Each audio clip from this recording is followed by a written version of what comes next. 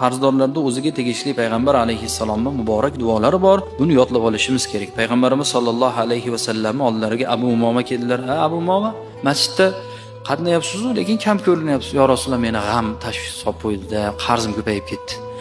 Payg'ambar alayhissalom, "Senga men qarzlardan qutuladigan duoni o'rgataymi?" dedilar.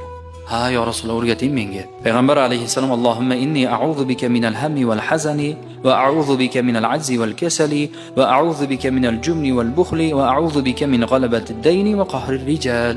Shuni aytgin dedilar. Buni ma'nosi nima? Ey Alloh, sendan g'am bosishi, mahzunlik, ojizlik va dangasalikdan panoh so'rayman.